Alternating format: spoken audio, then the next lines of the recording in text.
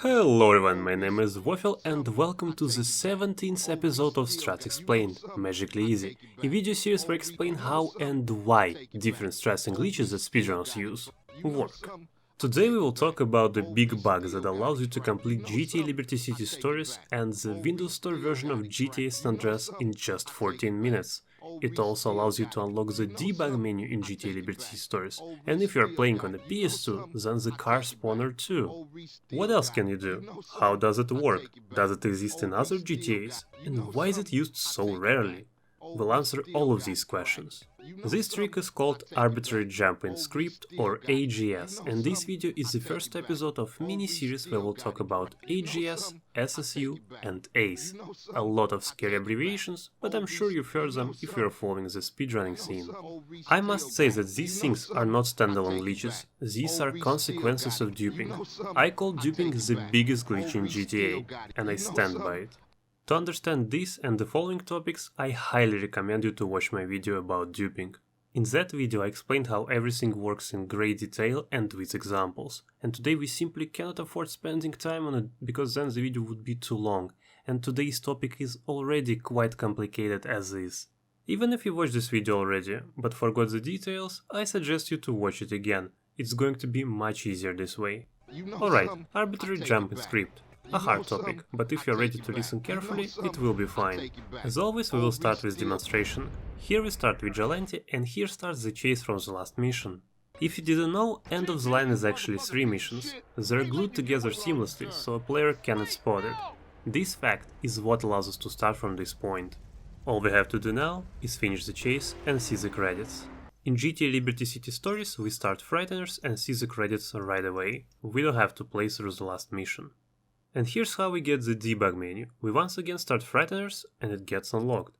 Looks like we're doing the same thing, but getting different results. Sounds weird, don't you think? Let's begin. Here's how a script looks. It is written by people and is supposed to be read by people. For this example, I took the script for the Terminator mission from GTA 3, the one where you're given a bunch of RC cars and your goal is to destroy a few vans. You read scripts from top to bottom, line by line, just like a regular book. Let's focus on one line and try to understand what it does. Give remote controlled car to player, and some numbers. We have some context. We know this is Terminator, so it is easy to assume that this command gives us an RC bandit. Then the first 3 numbers are most likely coordinates. The last one is a little tougher, but some will guess that this is the angle, the heading. And just like that, using our intuition, we understood what this command does. But what about computers? They don't have intuition. Let's try to read this same line from computer's perspective. It's obvious that we need some algorithm, some set of rules, some instructions. Let's write them. First we need to read the command itself. Then, to understand what we have to do next, we need to find it in our internal command manual. It is located in the game code and looks somewhat like that. Okay, we found our command, now we need to read its parameters. But here's the problem. How many parameters does it have? I mean, we can see it's 5, but computers can't see, they don't have eyes. Luckily, the manual says how many parameters every command has. So, read the parameters, and finally, combine it all together and execute everything the manual tells us to. In this case, spawn the RC bandit. So, this wasn't hard at all, was it?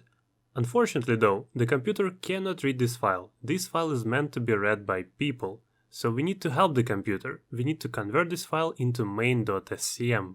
You can find it in your game folder.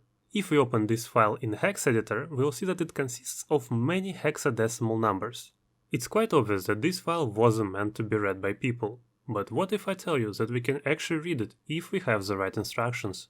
Moreover, we have them. We wrote them a moment ago, we just need to adjust them a bit. We are entering the crucial part of the video, so listen very carefully. Before we go back to the instructions, we need to understand the way you read this file. When we read a regular book, we read sentences from left to right, word by word. Today I will speedrun. Here it's almost the same, but every word is reversed, so when we want to read a sentence, we take the first word from the left and read it from right to left. Then we take the second word and read it from right to left, and so on. Did it become any harder? I don't think so. It's just inconvenient, we're not used to it yet. I'm not going to explain why it is like that, but if you're curious, there is a hint on the screen. Look it up. Let's go back to our instructions. Step 1. Read the command. And we're instantly met with a problem. Before, we used to differentiate between different parts by looking at spaces. Here, we don't have any. Luckily, the length of any command is always 2 bytes, so we read 2 numbers from right to left, and we get 01, 0C. This number is a unique identifier of the command, also known as opcode. We look it up in our internal manual, which looks exactly the same as before. The only difference is we saw the proper names of commands and the game sees these numbers. Check how many parameters are expected. This is exactly the same as before, but next we have an issue. When we were looking at the source code, we could clearly see different parameters. We could also see where we had integers, floating point numbers, variables, but here we have a bunch of numbers and they all look the same. What do? The answer is the following. In main.scm, before every parameter, there is always a number that tells the type of that parameter, and its length is always 1 byte. There is a different manual for all these types and it's linked in the description. Let's try to read the first parameter. We read 1 byte, the type 02. We look it up in the manual and we see that it is a global variable. We don't care about that at all. What we care about is the value length, the second column, and we see that it's 2, so read 2 more bytes. And just like that, we read the first parameter. It's the player variable we can see above.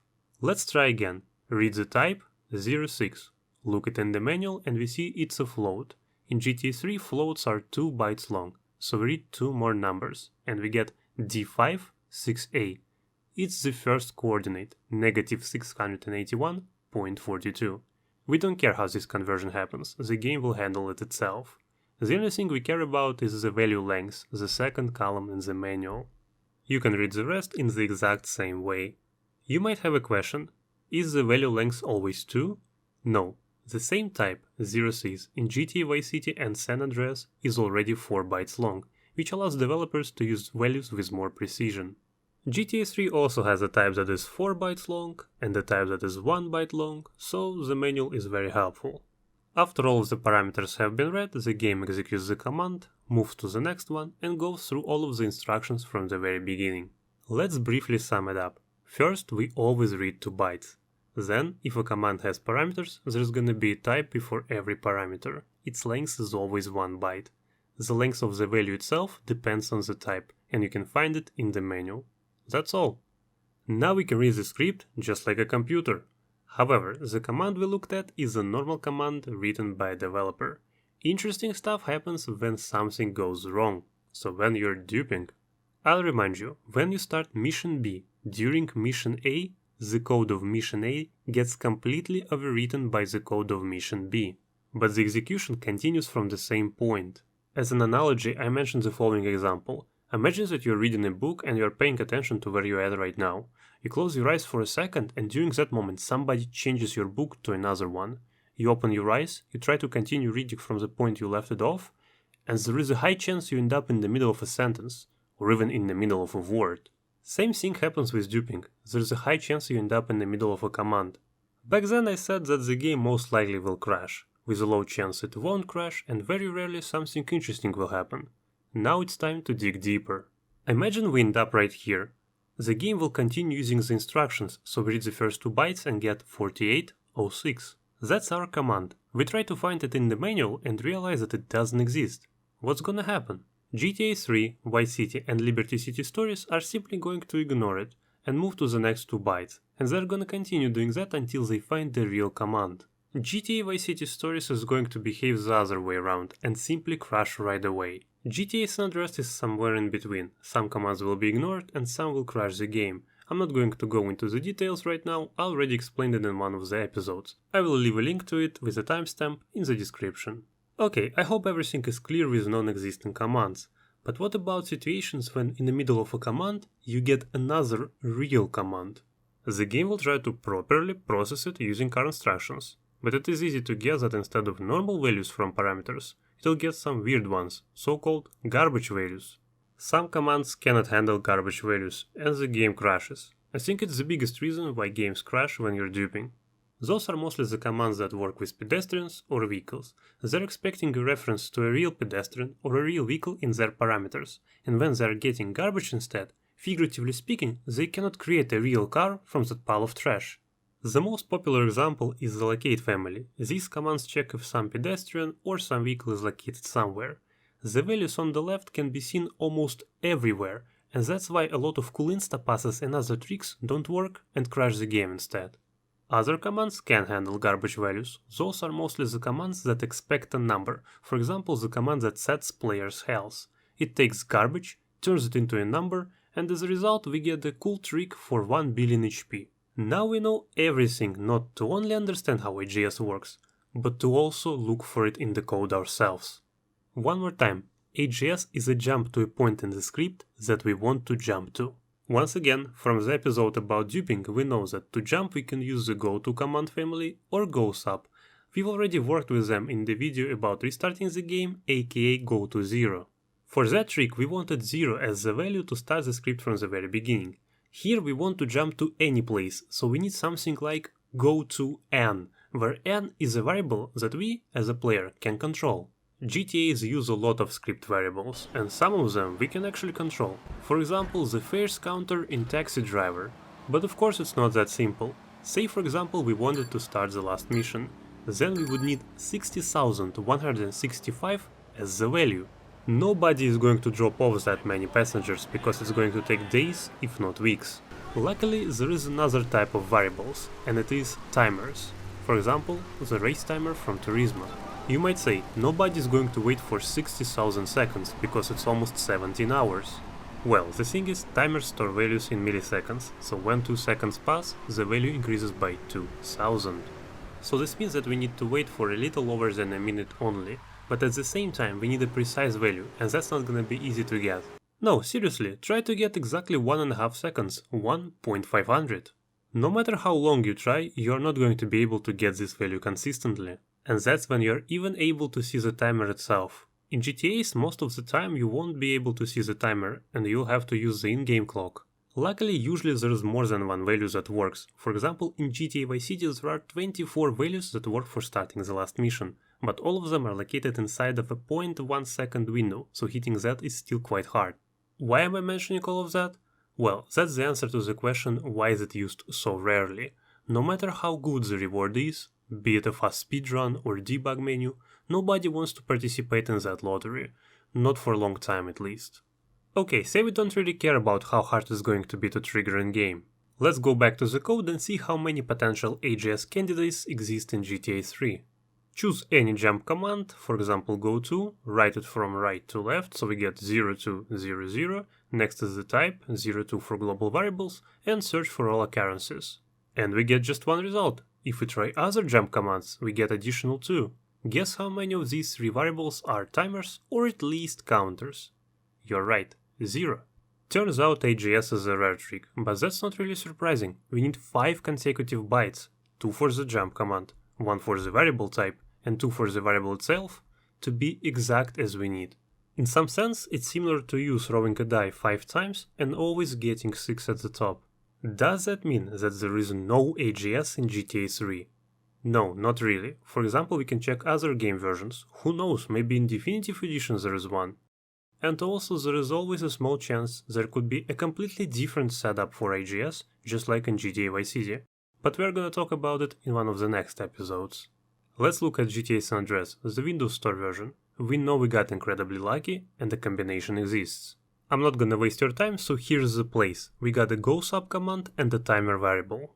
Okay, we found the working byte sequence, what's next? Now we need to find the mission combination that will allow us to trigger this sequence using duping. And this mission combination of course might not exist, which makes this trick even rarer. You look for these mission combinations exactly the same way as you look for mission combinations for instapasses, for example, and I already explained how it's done in the video about duping, so I'm not gonna do that again now. We know that a working mission combination has been found, in this case it's Rider plus Vigilante. Of course you need a very specific part of the mission, and that's why you see speedrunners constantly pausing and unpausing the game, so Rider keeps saying the same line over and over again while they're running to their police bike. But before all of that we need to set the timer value. This particular one starts when you start a new game and stops when you cancel Vigilante. You cannot see the timer, so we have to rely on the in-game clock. To start the last mission, you need to cancel Vigilante at roughly 7:46, but there is no way to know if you got the right value until you do the trick. All of that was found by padding it, just like AJS in GTA Liberty City Stories. That game, by the way, has multiple AJS setups, but I'd like to show you the one that is used in speedruns. We already understand that timers is our key to success, but what if I told you that every script, every mission you start has 2 internal timers? These timers can be used for anything by developers, but one of the most popular things is when some pedestrian has to go to some point. What do you do if he gets stuck on the way? That's right, you teleport him to destination after some time, and that time is measured by one of the internal timers. These timers are local variables, which means that every script has its own, and they don't interfere with each other. Everything that I just said is true for all 3D era GTAs, so these timers exist in GTA 3, Vice City and San Andreas too. We can look for them like for global variables, we just need to change the type from 02 to 03. But the overall length of the command still stays 5 bytes, so yeah, it gives us some chances, but not so many of them. Why are they good then? Well, the thing is, in LCS and VCS developers added new types that allow you to get the values straight from these timers. You can of course find these new types in the same manual, and we can see that in LCS the types are 0A and 0B, and in VCS they are 0B and 0C. Since using one of these types takes the value straight from the corresponding timer, we don't have to specify any variable. The overall length of the command becomes almost twice as short, and I think that you'll agree that throwing a die 3 times and getting 6 at the top all the time isn't that impossible. Yes, the chance is still very low, but at least it's realistic. Here's how this command looks in the code. In this case you can trigger it by starting Vigilante plus Frighteners. I'm not going to be surprised if there is another setup further into the story. I think after this one was found, people stopped looking. I hope at this point you already realize that the longer you wait, the further into the script you jump. For example, if you start Frighteners when it is 3:25 on the Vigilante timer, you can trigger the final credits, and that's what you need for the speedrun. And to unlock the mission selector, you have to start the mission at roughly 2:41. You can also unlock the cutscene viewer, which I think doesn't have all of the cutscenes, but it's still pretty cool. On PS2 you can unlock the vehicle spawner, which even has some of the unused vehicles, like Dodo, Bus, Ghost, RC helicopters. Dodo unfortunately doesn't fly. By the way, on PS2 the AJS setup is different. This one was found by me, and you have to start shop till you strop plus Frighteners. You can also start any mission, not just the last one, but that's more relevant for GTA San Andreas where there's no debug menu. However, while I was recording this video, an AJS setup was found for the mobile version of GTA San Andreas, and I think this one has debug menu, but I'm not sure. Anyway, I might have forgotten something else, but you get the point. Okay, I think it's time to wrap it up. The most important thing we've learned today is how to read the code from the computer's perspective. I omitted a few points, but the main idea was there, and I hope you understood it.